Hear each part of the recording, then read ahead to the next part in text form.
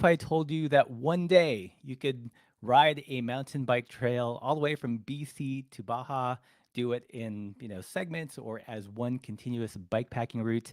That is what we're going to talk about today. We're going to be chatting with one of the folks that is kind of helping orchestrate this massive, massive undertaking, and we're going to get a behind the scenes look at what all is involved. This is the Party Pace podcast where we talk with folks from the alternative side of cycling. And before we get going, shout out to our sponsor of this episode, Soma Fabrications. It is the one-stop shop for bike nerds. They're helping us bring in some interesting components, and you're going to hear a little bit more about them later. So super excited to have Soma be a sponsor of this episode. With all that said, let's talk to Gabe and hear more about the Orogenesis Trail. How's it going, Gabe? Hi, Russ. Thanks for having me. It's going good. It snowed a little bit this morning here in Oregon, but yeah, I'm about to head to California to get away from it all. I feel your pain. It snowed. It snowed this morning in Montana as well. So let's talk about the Orogenesis and get some of the basic stats right. It's how long is it? What countries, what states are involved? Yeah, it's about 5,000 miles long, and that in its current iteration, like you said, it really not sure which direction it's going to be best in yet. So the southern end is in Cabo, San Lucas, which is the southern end of the Baja Divide route, which stretches the whole length of the Baja Peninsula. And then right now the northern terminus is at the Canada border, sort of in the middle of nowhere on Chopaka Mountain. And it might extend farther into Canada, sort of like the Tour Divide route does. But that'll happen at a future date. Yeah. What's the terrain like? Is it a mixture of things, or is it all single track? Like, what can I'm sure it's like such a varied terrain for all that distance, but what can people expect? Yeah, it's a good question. We're really focused on providing that backcountry single track experience, and that's sort of based on some preliminary surveys that we did with scouts and riders, and found that was the thing that kept coming up that they were seeking over and over again was single track trails and backcountry experiences. So that being said, that makes the trail really a lot harder because obviously bike packing with a loaded bike is hard on single track. So it'll be some really challenging, a lot of push a bike in some sections. Other sections will be rail trails and more mellow pedaling. So, part of our work ahead of us in the next couple of years is really sussing out the details of the route and what, difficulty level each section is. So we can point people to sections that are better suited for them. Yeah. You'd mentioned the Baja Divide and the Great Divide. Does it use some pre-established routes, or is it a completely new kind of right away? Yeah, it's a good question, and it definitely uses established routes. So, it really came about when I was working on developing the Oregon Timber Trail. We were like, well, the Oregon Timber Trail is cool, but what if it extended all the way, sort of followed the PCT in the Washington and in California. And then when we launched the Oregon Timber Trail, it was about the same time that Nick Carmen and Lil Wilcox launched the Baja Divide route. And I was just like, that was a light bulb moment, being like, oh, we've already got two lines on the map. We may as well connect the dots, And so it started overlaying bikepacking races like the Stagecoach 400 and other ones throughout California and Washington, looking at different alignments and just trying to pick out the most or the best alignment, whether it's most direct or most scenic or the most fun trail. And it'll in the first iteration, it'll be all existing roads and trails, but definitely have some big gaps in there that we'd like to fill with new trail development and trail building in the coming years. Yeah. So when did how'd the idea come about? It's not a super original idea. I think ever since the Pacific Crest Trail, well, I shouldn't say that. The Pacific Crest Trail was really, the idea for it was founded in Oregon as well, with something called the Oregon Skyline Trail. And then when that was established, it ended up, getting longer into Washington, California, and then I think was established as the PCT in the mid-century sometime. So I guess that that was sort of, as soon as mountain bikes showed up, people are like, why can't we ride them on the PCT? So that that's sort of been a topic of conversation for many years. I think a lot of people still want to just have the PCT open to bikes, but that seemed almost like a bigger hurdle than just creating a new route on our own. So that's sort of been the strategy. And I was surprised, when we did that initial sort of inventory of existing routes and then overlaid that with like public land overlays, to really see that there was a corridor of existing routes and public lands that it would be feasible to either connect existing trails or develop new trails. And that was really when I was like, okay, this is actually, feasible. It might be a lot of work to get there, but it actually is something that we could do. Yeah. It sounds like an enormous jigsaw puzzle. Yeah. Yeah. So that's it's interestingly brought up the PCT in terms of organizing. Did you look at what the kind of like long distance walking and hiking trails did to create a unified route? Not too much. There's not a whole lot of recently developed long distance trails. So the one that I'm thinking of is the Pacific Northwest Trail, which is one of the newer national scenic trails.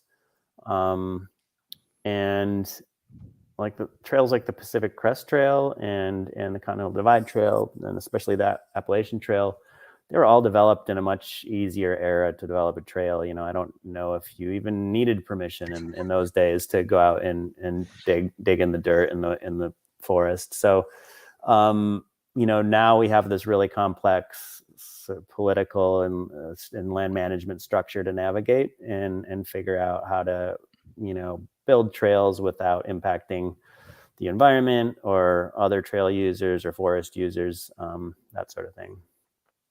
Yeah. Like how many different agencies do you have to interface with to get this to happen? It's I don't have a good number for you. Luckily, it's or unluckily, depending on how you look at it, it's mostly with the Forest Service. Okay. So they manage the majority of the roads and the trails that the route follows. And there's sections of BLM land, the Bureau of Land Management. There's sections of county land. There's some trail systems that have like private recreation leases from mining companies or timber companies. And there's some like river or other conservancy sort of land managers here and there. But by and large, it's going to be on Forest Service land. Does the Forest Service have kind of a standard policy with regard to new trail, or are you having to negotiate with each little bit of Forest Service? Yeah, they definitely have standardized procedures for everything, but they all interpret it slightly differently. So it's definitely, going in just with an open mind, being like, okay, how do you guys operate, and trying to like, fit into what works best for each different district or region. So yeah, that's sort of a challenging part, because, what I've found and developed as processes that work here in Oregon just might not work at all in California or Washington. So definitely, I don't know. That's part of the fun too, though, is figuring out, making those connections and figuring out how people like to work together. All right. So who all is involved in this effort?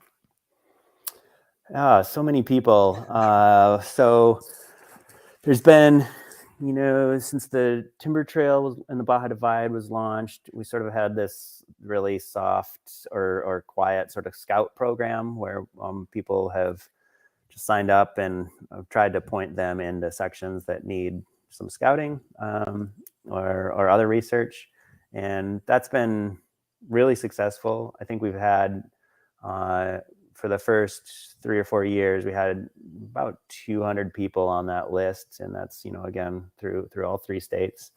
uh, and done a ton of research. And it's interesting. Like, there's a lot of people who have gone out and done these field reports and provided really good data. And then there's like a handful of people who have just gone so far above and beyond and just spent more time on their bike or their pickup truck or their motorcycle or on their feet, out just like bushwhacking through these trails just to get back and tell me that it sucked and we probably shouldn't make that on the route.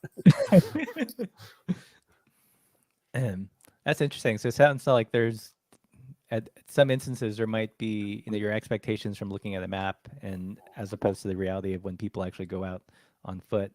Does that happen fairly often when you're putting this route together? So I missed the first part of that question. I was gonna say it sounds like there's you have a certain expectation of things connecting when you're looking at a map, but when you get someone out there, the reality might be completely different. Does that happen pretty often? Yeah. And that's definitely a hurdle. So depending on how wonky you want to get, the Forest Service has an inventory of trails, and that's an official inventory. If the trail is on Forest Service land and it's not an inventory, it's a user created trail, and they'll probably try to decommission it. So that also applies to historic trails that have just been left off the map intentionally or not. If they didn't make it into the inventory when the inventory was created, which probably sometime in the 70s or 80s, then they're not an official trail anymore. So a lot of times, I'm looking at maps that are, it's great if they're current, but even current maps have a lot of trails and features on them that don't actually exist in real life. And then, there's a lot of gaps in the route that aren't on current maps. So I go back and look at historic records and USGS maps. There's really good online resources now to actually look at, USGS maps from every decade for the last 100 years. And it's really interesting to see, what trails disappear over time and other ones pop up. So the goal there is to find these historic trails, just because I think it's a really cool storytelling component, but also it's a little bit lower of a barrier to propose a historic trail be brought back into the inventory than just a proposal for a brand new trail in undisturbed ground. Right. A lot of these historic trails, were they hiking trails or were they for bikes specifically? They're actually almost entirely were built for, well, I shouldn't say that. A lot of these trails have existed on the landscape for, tens of thousands of years. Okay. I think when European settlers came, they just took the easiest way through the forest, which were the paths that were already cleared by the indigenous people here. In the early days of the Forest Service was founded in the early 1900s as a response to wildfires, and they developed this really aggressive program to squash, fires by 10 a.m. the next morning was sort of their slogan. That never worked, but they built a lot of infrastructure to try to make that work, and that was basically these trail networks that were really vast, and they were used to access fire lookouts, where that was the central infrastructure for these, this fire management was early detection. Okay. So historic trails is like it's not like not from like 1960. Like these are like well established trails. Yeah, some of them. I mean, it varies. Some of them, mostly if it was created, from 1960 onward, it was probably still around. I think that's right when the Forest Service started getting more scientific about managing all of their assets. Yeah. So what's the kind of vision or the grand vision for the route? Is it to be kind of a signed and officially recognized trail like the PCT? It sounds like you're going the extra step beyond just like a random GPS route that someone posts online. Definitely would like to have it signed and official, and it's interesting because once it becomes, like, for example, the Pacific Crest Trail is a national scenic trail. There's also national historic trails and national recreation trails. They all differ a little bit. But once you have it established and designated as such, it's really hard to change the alignment. So, I want to shoot for that goal, but also I want to have the flexibility to modify the alignment in these early years and really get it right before we pursue that one of those designations. Right. So how many years have you been in it so far? Well, it's just been sort of a side project, until about a year and a half ago, or really just a year ago. I shouldn't even say that. It's been a side project until about a year ago, and that's when I was chatting with one of those scouts who, just random guy on the internet who down in the Tahoe area. I'd met up with him, and usually it's me dragging people out into the woods and them getting in over their head and throwing their bikes over bushes and stuff. And this time the roles were reversed. It was me trying to keep up with this guy and like along these cow paths. And so as it was great to get him involved. And now I lost my train of thought going down memory lane there. What was your question? How long have you been working on this project?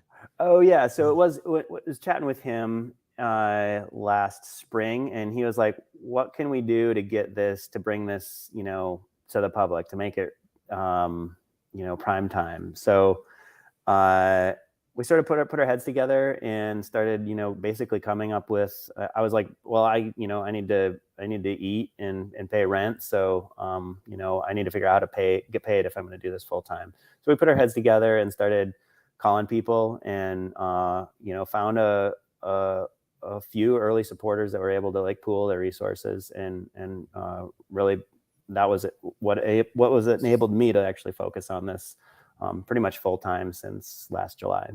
That's awesome. Yeah.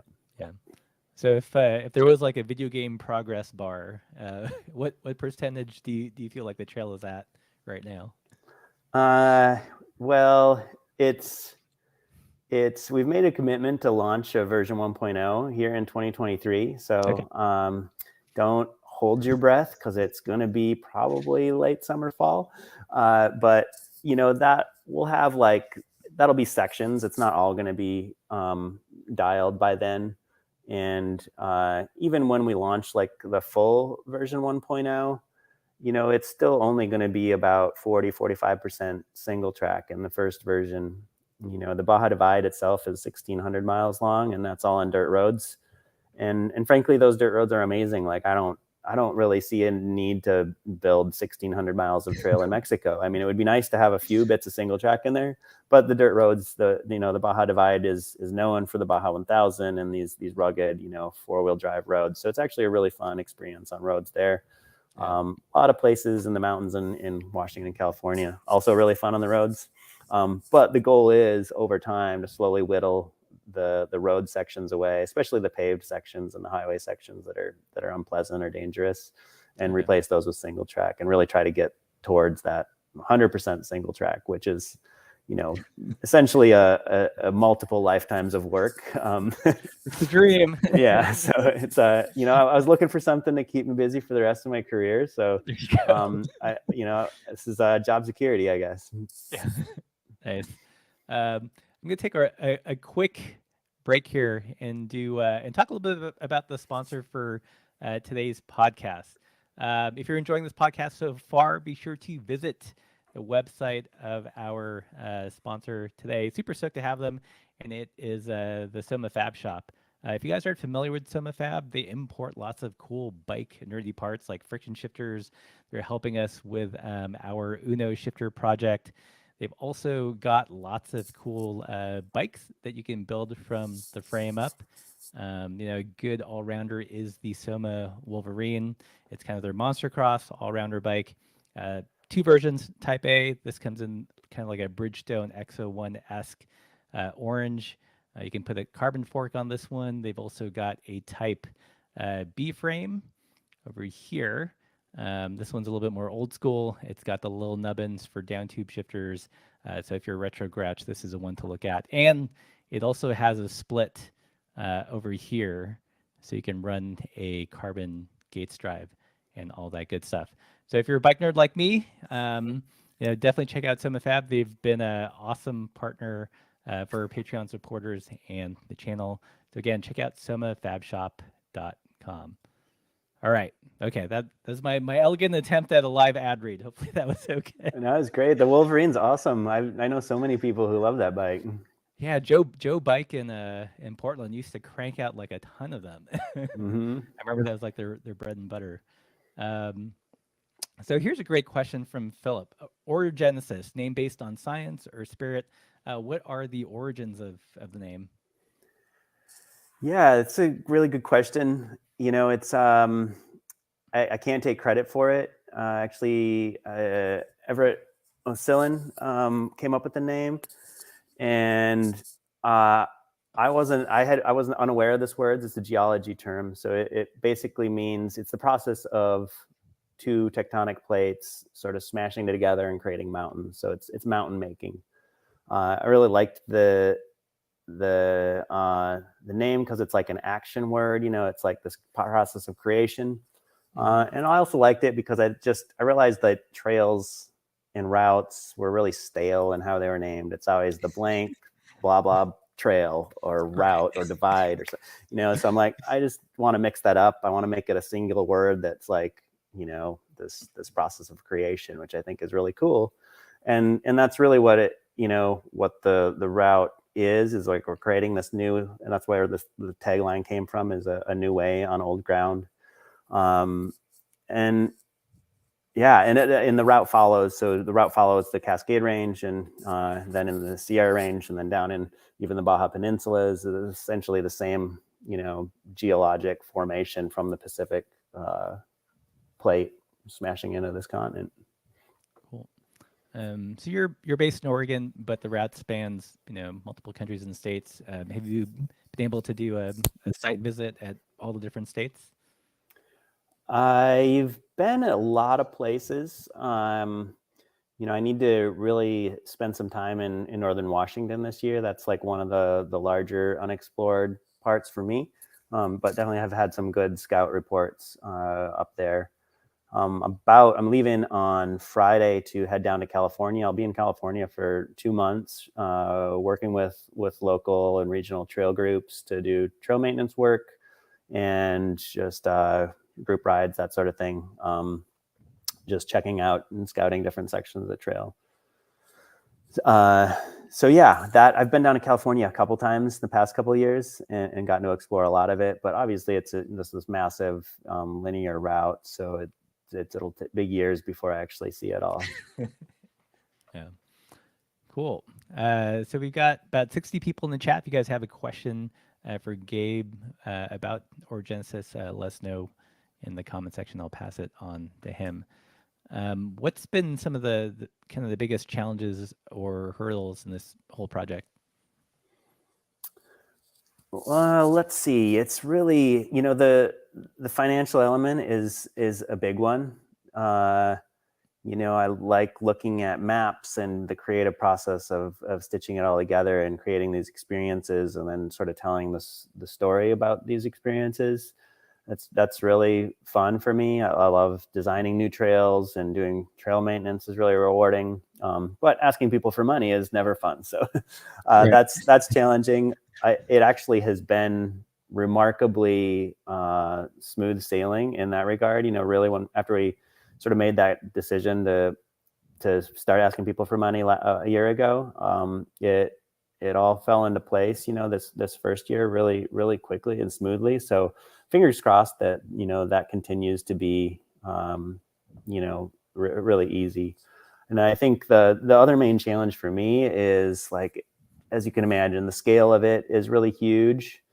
So I need to figure out how to. I've been sort of a jack of all trades, for most of my life. So I need to figure out how to, maybe lose some of those trades and like just ask other people to do it and be more of like a facilitator and coordinator, Right. instead of just trying to do it all myself, which is my natural tendency. Yeah. So here's a great question from Dave. Where can I support or get involved with possibly scouting I'm going to bring up this page. Is this the right place to Yeah. direct people? Yeah, so this is, we're a project that's really been seed or founded through bikepacking routes, which is a great nonprofit organization that works on bikepacking routes all through the U.S. So yeah, right now, if you log onto their website and check out the Orogenesis section, you can either sign up to get our newsletter on there or donate some money there in that gray bar on the right. Yeah. And actually, that's a really good question. So that California trip that I was just talking about, I'll be sending an email out to everyone who's signed up for that newsletter, either later this week or next week. And if any of you have signed up in the past, it's okay. You're still on there. I just haven't sent any newsletters out for like the last 10 months, I think. So you didn't miss anything, but keep your eyes peeled. So how's it work for scouting? Is that call for scouts still open, or do you just have like a list of your go-tos? Yeah, and this is a great example of me trying to figure out how to, make that happen easier, because I've got a whole folder of just sort of downloaded info from scouts, which is photos and just, copy and pasted emails or texts that people have sent me into, Google Docs and that sort of thing. So I've got to, take all that stuff that I haven't even implemented all of it into the current route. So I've got to basically figure out how to like better know what sections need scouting and then how to point people to them. So really nerdy behind the scenes, I basically have this spreadsheet that's going to have like, 1 or 2,000 rows where every trail along the whole route is listed, and they'll have a little status bar that can tell me whether the trail is open or so or terrible. And hopefully that'll be better, that way people can be like, hey, I'm in, Mariposa, is the route? I see the route goes near me. What sections of the trail haven't you scouted yet in this section? I can be like, great, let me look at my spreadsheet, and then give them a precise trail to go scout. Yeah, it sounds like you need like some project management software so you can update the status of all the little bits. That would be yeah. I have these whole visions in my head of this map-based software where I could just sort of like Trailforks, but just for Orogenesis, I guess. Nice. So we've got a specific question here from J.M. Hopkins. Do you have approval for the segment from Cave Falls to Mount Shasta? I know someone in the Forest Service here who said Forest Service had a route planned out already years ago. Do you know what he's talking about? Oh, cool. That's a really good question. And it is the Forest Service actually, was when we built the timber trail, it ends really near Lakeview, California border. That's the Modoc National Forest there. And the someone there reached out and was really excited about it, and I'm excited about extending it into Northern California as well. So south of the Oregon-California border, it's about 50 miles. There's a little bit of trail through the Warners, but it's mostly on dirt roads, which is the California Backcountry Discovery Route, which is actually a motorcycle route. And that's pretty good, but yeah, it's all roads. And then south of Alturas, between Alturas and Susanville, California, there's an old rail line that I think the majority of it has been converted to a rail trail, and that's the Modoc Line Rail Trail. So I think technically it's from Likely, California to Susanville. So that'll be at the alignment there. And then from Susanville south through the La Sierra, that's really relying on the Sierra Buttes Trail Stewardship and their Connected Communities plan. They have this massive vision for building this trail network that connects all these rural communities in the La Sierra, and we're going to just assist them however they need the help, because their vision sort of checks all the same boxes that we're trying to check. Cool. Awesome. We've got a question here from Nick. Will the last few years of fires slow down your work, and what impact might they have in the future? How has that interplay worked out? Yeah, it's really challenging. I mean, it's like, for example, with the timber trail, we I think it was the first, we launched in 2017 or in 2018, the summer 2018, a fire burned 60,000 acres in the Fremont-Wenema National Forest and about 15 miles of the Oregon Timber Trail. So we wrote a grant and did a bunch of volunteer work and hired a contractor and rebuilt this whole section of trail. And that was, I think that actually got finished up late fall last year. So that's a success story, but it took it took 5 years to do that 15 miles. In the time that fire has burned, I think 35 to 40 miles of trail along the Oregon Timber Trail has burned since. Yeah. So it's not, it's a little overwhelming. It's not sustainable. Like the rate at which we're able to obtain funding and do the work is not going to be able to keep up with the rate of wildfires as we're seeing them right now. So super challenging thing to really work with. I think it's just inevitable at this point. So we've got to all figure out how to adapt to this fire era. Yeah. And I'm not really sure how that looks for trails yet. I think that's in where I live here in Oregon. It's the Santiam Canyon. They saw catastrophic fires in 2020, where almost 1 million acres burned literally overnight in this really crazy fire and weather event. We lost 2,600 homes in the canyon, and so it's really devastating. But one of the projects that we're working on here in my backyard is called Resilient Headwaters, and it's really focused on rebuilding that infrastructure that was damaged in the fire, but also trying to use this opportunity to rethink how we recreate on public lands and actually connecting public lands to the communities better so that the tourism impacts of recreation are actually felt in the businesses in these small towns. So really hoping that we can do more of that. This can be a pilot project. And we can do more of this kind of work where, we're trying to provide some hope and some solutions to this really overwhelming challenge that we're all facing. Yeah. A great question here from CA Nurgle. Joined late, but has there been discussion on long-term maintenance and support? Yeah. What's the vision for maintaining segments of the trail in the future? It's really, that's where one way that we differ from the Pacific Crest Trail Association, that they're very much a chapter model. And I think that there's already so many great organizations doing really great work all up and down the length of Orogenesis that we just need to learn how to support them. They've already, they've figured out how their land managers like to interpret the rules, at a local level. So I'm like, why do I have to, come in and change everything up? Why not just allow them to do what they're already doing, and just have those conversations and see where the overlap is and with our long-term visions.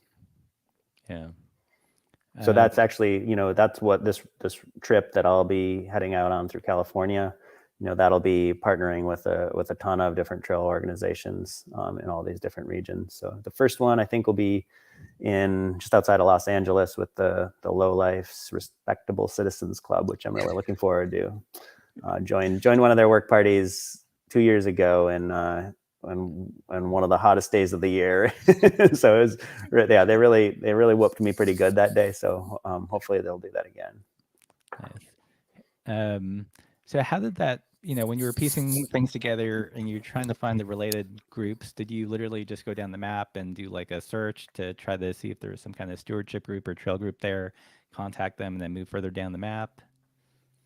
Yeah, more or less. And, I'm still finding out about new ones. And Trail Forks actually has a really neat feature. If you're not familiar, Trail Forks is a mapping app that started for mountain biking, but now they do a bunch of different recreation types. Really useful tool.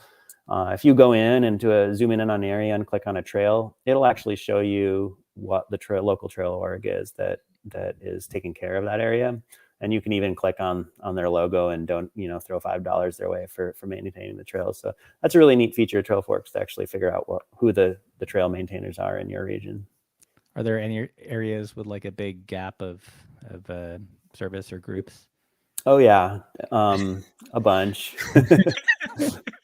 um, but I think there's even in those areas, like, you still find people who care, even if there's not an organization that's established to take care of things. Like, there are still people who will drive hours from their home to meet you in the middle of nowhere to go Right. hike up a gully somewhere. So it's still like these, and that's how it all starts. Like, once you get a few people that care, then you can actually start getting some Yeah. things done. How do you find those stragglers in the really remote parts? Do you just kind of email like the business bureau of the area and see if and pitch the idea, or do people find you? I would say it's not. It's usually not. I would say most people probably find me, or by now. By this point, people are starting to hear about it. But yeah, I would say it's not so much in the business bureaus or the tourism industry. It's really just trail nerds, that Mhm. like looking at maps, that like trail stuff. And I usually just ask. Usually, if there's a region that's sort of a gray area, I just ask the region, the folks that I know in the areas nearby that are sort of bordering it, being like, is there anyone involved in your organization that's like extra stoked on this area over here? So yeah, that's usually how I go about it, just sort of networking and talking to people. Cool. One of the gaps that's like a major gap, uh, outside or down along the 395 corridor. It comes over the Kern Plateau as you're coming north, and then drops into the 395 corridor and heads north. Right now, there's this sort of really awkwardly roundabout way that you end up descending a bunch of elevation on a paved road or paved highway. But if we built like 6 miles of really rugged, steep trail, um, we we could make the connection. It would be like a really short, fun, super scenic trail. You'd be on the rim of the Sierra, looking down into Owens Valley, and then you'd descend down this gorge, or this gully. So um, that's one that's like tried to hike up the bottom of it, and or this is actually, I tried to hike up the existing trail that it would connect to, and even the existing trail doesn't exist. So it'll be a challenge to like find the people that even are remotely near this spot, just because the trailhead that's on 395 is a million miles from anywhere. Yeah. What's the most? What are like the most rugged sections of the route so far? um every time I get a scout report, like, that's usually the most rugged section. It's like they're like, "Are you sure you want to do it on this trail?" um, so that I am personally, it's sort of subjective. Like, I haven't been on, probably the majority of the trails, right? So it's hard to figure out from varying scout reports, like what's actually comparable. I would say the one area that I'm really familiar with that's really difficult is the Gifford Pinchot and the Dark Divide region. That's the Lewitt tier between the Columbia River Gorge and Packwood, Washington, and that's just a super scenic trails that have amazing views of Rainier, Adams, Mount St. Helens, just gorgeous forests, gorgeous mountains. But they're all motorized trails, so there are these crazy people who will ride motorcycles on trails that I'm scared to ride a bike on, because there's so much exposure and they're so steep and difficult. And because of that, the trails are already really steep and hard, and now they're rutted out and loose and soft and bouldery and chundery, and it just makes for a very interesting and fun, but maybe not fun on a loaded bike sort of experience. Yeah. um, cool. All right, we've still got about 50 people in the chat. If you guys have questions for Gabe, let us know in the comments. Speaking of loaded bikes, like how this seems like a really big route to do. loaded. Has anyone tried to attempt the whole thing in one go yet, or would this be like the kind of route that you would have to knock off in different seasons? That's a good question. Uh, and that is going to be the most challenge in order to ride it, end to end. That's going to be the most challenging part is just the seasonality of it. If you follow the Pacific Crest Trail at all, there are usually hundreds of hikers that have already started in California. Uh, and this year, they're delayed by a month or two or three, or maybe, by a year because there's so much snow in the Sierra right now. The places uh, that they usually people like sort of clump up in the southern Sierra and wait for some of the passes to melt. I think in Kennedy Meadows, and this year, I think in order to make that work, they'd have to be waiting until mid-July, if not later. So yeah, it'll be difficult with Orogenesis on the same level, but not just the snow. We've got the Baja Divide is really varied in its terrain, and that really is difficult to ride in most of the spring, summer, and fall months. It's really only rideable from late October to about this time every year. So in order to link it up, and that might sort of if you're going to ride it as a through ride, it might sort of determine based on that seasonality whether you start in the north end or the south end. I haven't quite figured out if it makes more sense to start in the south end in October, November, ride up the Baja Divide. Hopefully the snow is melted by the time you get to, Los Angeles or so, and you can keep going through the Sierra. Yeah. Yeah. Other option, of course, would be wait until mid-July and start in Washington, and then hope you can get to Baja before it gets too hot. Yes. So we've got a question here again from CA Nurgle. What type of maps have you utilized to plan the trail? Somewhat related to the fire issues, more of the watersheds in the Sierra in California getting detailed LiDAR surveys might help ID older trails. So you talked a little bit about the maps. I imagine there's some map nerds here, but like just what are the different resources you've had to pull from? Yeah, this is the fun part for me. I will we'll get distracted immediately if I start looking at maps, and hours will go by. But yeah, I primarily use CalTopo. I don't have any GIS training, but CalTopo is a really powerful web-based mapping service that is not really GIS, but it pretty much serves our purposes really well. You can overlay a ton of different tracks and polygons. A ton of different layers are native to their things, and you can also import other data layers from other sources. In addition to that, I do use ArcGIS to sort of I've imported or made an ArcMap with with all the inventory trails. So like I mentioned earlier, the Forest Service has the official inventory of trails. So I've got all of those plotted on our ArcMap. I use, in Oregon, we've got a LiDAR portal where you can basically, an interactive map where you can zoom around and get high resolution LiDAR data.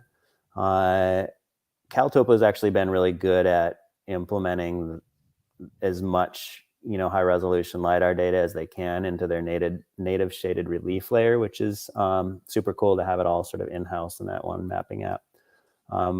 Let's see.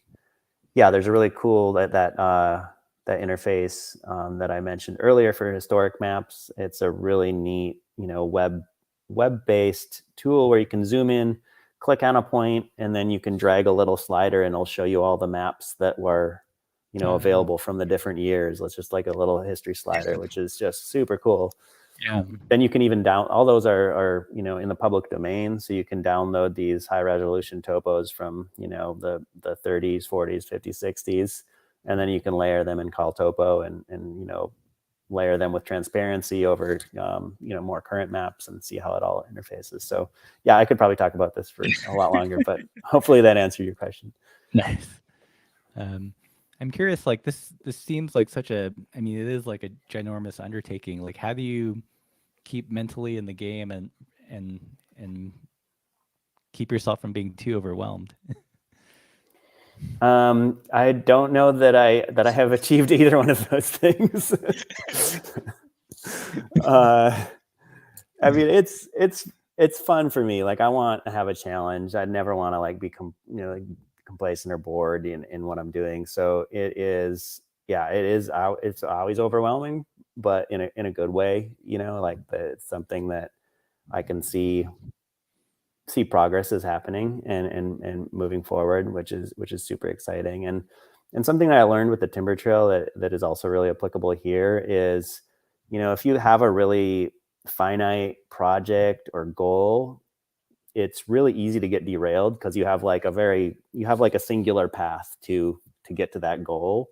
So if there's a roadblock, you're sort of stuck until you figure out a way to remove that roadblock. With Orogenesis, there's this really big goal with a lot of different projects. So if there's a roadblock, I can just focus my energy on a different piece of the whole goal, because there is so much to do. So it really allows you to be a little bit flexible and not get mucked up with those roadblocks. Yeah. Here's Nick. He asked a question. Given your line of work, what do you do with your free time? Well, I look at maps. That's actually, this winter has been super fun. I've been in Portland for like the past almost 20 years, and just moved to this rural town, last winter, and just love it. It's really neat to be abutted right up against the Cascades. I can go literally a mile from my back door. There's state forest land that have, untold miles of gravel roads that I've yet to, even scratch the surface of. So really cool to be living here in the mountains. And the other thing that I picked up recently, just in the past couple of years, was skiing, backcountry skiing, which has been super fun. Like, I've been biking since I was 16. So I'm not bored with biking. It's always a good time, but like, it's not always challenging, or, it doesn't, I don't really, my mind sort of does the same thing every time when I go biking. Skiing is like just this constantly changing foreign environment that's trying to kill you, and it's utterly gorgeous the entire time, and it's never the same. And it's been really fun to, like, yeah, teach my mind and body how to do this new thing that's completely unlike, biking or the other things that I do. That's awesome. Yeah, I find myself like, I still love bikes, but during the last couple of years, I've definitely had to find other hobbies and activities to stretch the brain. Otherwise, I don't know, it feels like a rut. Yeah. Yeah. Um, well, let's talk a little bit more about funding and how people can get involved. So you've got this page on bikepacking routes. Like, why how does that partnership work with them? Are they just housing the information, or are they acting as like the proxy nonprofit for the funds? Yeah, so they're what we call a fiscal sponsorship. That doesn't mean that they give us money, but we don't have our own 501(c)(3), our nonprofit designation yet. We actually just filed our incorporation papers to begin that process. So that's exciting. Once we get our own nonprofit designation, we'll have our own website and everything. But in the interim, Bikepacking Routes has been extremely generous with setting up this fiscal agreement. Basically, that ensures that donations made are still tax deductible. It all goes through a legit nonprofit, so there's no red flags anywhere in the financing. So that's been super cool. And yeah, if you the donations there, that goes through Bikepacking Routes, but it's earmarked for the Orogenesis fund, so that all stays within the Orogenesis bank account, essentially.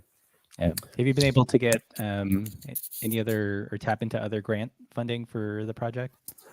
I Not yet. We've got a little bit of industry support last year, which was awesome, from a couple companies. Goreware was one, and the bike industry is really challenging right now. So we sort of hit a couple dead ends. And like I was just mentioning, didn't really see like there was going to be a ton of industry support, at least financially, for the project. So we didn't really put a lot of energy into that funding stream. Mhm. Same thing with grants. It's challenging, especially since it's our capacity to do stuff is slim right now. Um, so it's challenging to route. It makes it more complicated to route grants through. I'd likely have to route the grants through bikepacking routes as well, because they Yeah. usually require a nonprofit.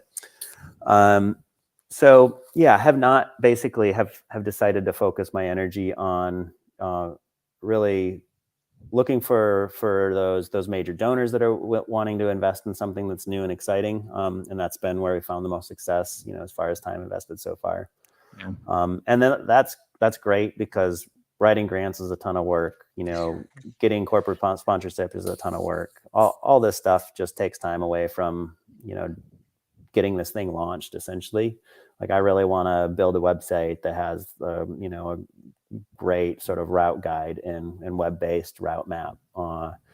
And want to get out there on the trail and start doing trail maintenance and show these other trail organizations, where we pass through their area, that we're really serious about, helping them achieve their goals. And I think that's really where how we can make the biggest impact the quickest, is if we spend a bunch of time on the ground, interfacing with people that are out there doing this good work already. Yeah. Cool. Well, on that note, I think that sounds like a good place to sort of start wrapping up. If you guys want to support the creation, the genesis of the Orogenesis route, go to bikepackingroutes.org/project/Orogenesis. If you're listening to this as a podcast, I'll put the link in the description below on the video. But there's an opportunity here for you to donate money to make this trail happen, as well as hop on a emailing list for kind of updates and everything. Um, I guess with that, any last words or things that you want people to really know about Orogenesis? Uh, just come out and help.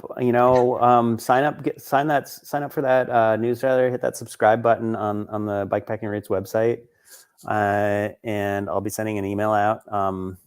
Hopefully, it doesn't go to your spam folder. But yeah, I'm excited to be on the road. In the next 2 months, we're gonna be in Los Angeles. We're gonna be in Tehachapi. We're gonna be in Oakhurst, Southgate Trails, Mariposa, and Pinecrest, maybe Bear Valley. They're still under like 12 feet of snow though, so that's a big maybe.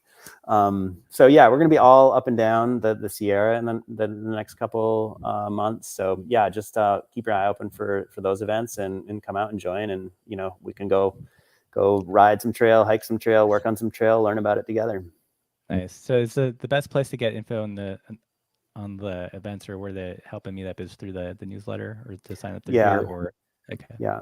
As you're all probably aware, social media these days, it's less and less likely you actually see the content that you signed up to see. So I will definitely be posting all of this on our Instagram account too. Follow us there. We've also got a Facebook page and a Facebook group, but email is probably the most reliable way to actually see the information that we get out there. Right.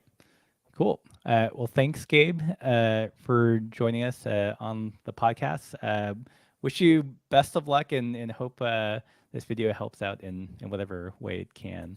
Yeah, thanks so much for having me, Russ. It's great chatting with you. Yeah. So thank you everyone for watching or watching and listening to the podcast. And don't forget to check out the sponsor of today's episode, Soma Fab Shop, the one-stop shop for bike nerds. Check out the Soma Wolverine if you're looking for an all-rounder. You really can't go wrong with this bike. With all that said, everybody, stay safe, keep riding, donate to Orogenesis, and keep the supple side down.